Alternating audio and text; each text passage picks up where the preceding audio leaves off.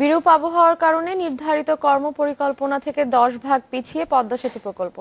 বর্ষায় মাঝ নদীতে কাজ করতে সমস্যা হওয়ায় পিছিয়েছে প্রথম স্প্যান বসানোর কাজ। এতে সঠিক সময়ে প্রকল্প শেষ করা নিয়ে দেখা দিয়েছে সংশয়। তবে সময় বাড়ানোর এখনো কোনো পরিকল্পনা নেই জানিয়েছেন প্রকল্প পরিচালক। নিজেদের টাকায় দেশের সবচেয়ে বড় প্রকল্প বাস্তবায়নে পদ্মার দুপারে চলছে বিশাল কর্মযজ্ঞ। 10,000 বিদেশি সহ দিনরাত কাজ করছে অসংখ্য শ্রমিক। তবে এখনো মাঝ নদীতে স্পষ্ট হয়নি 6.5 কিলোমিটার সেতুর কোনো অবয়ব।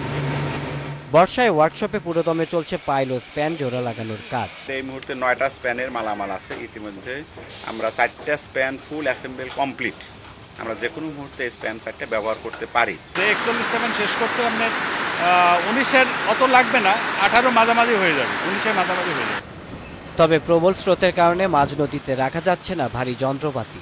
এতে আপাতত বন্ধ 120 মিটার গভীর পাইলিং। খরস্রোতা নদীটা তো অ্যামাজনের পরে এর অবস্থান, তো এই কারণে আমরা অনেক সময় অনেক কিছু প্রবলেম ফেস করি আর কি, যেটা নন টেকনিক্যাল পার্সনরা যারা বুঝতে পারে না আর কি। 6টি পাইলের ওপর দাঁড়াচ্ছে একটি পিলার। জাজিরা পয়েন্টে এরকম 2টি পিলারে কংক্রিটের ঢালাই দিয়ে তৈরি হচ্ছে ক্যাপ। 2 ক্যাপের মাঝেই আগস্টের শেষ দিকে বসবে 150 মিটারের স্প্যান।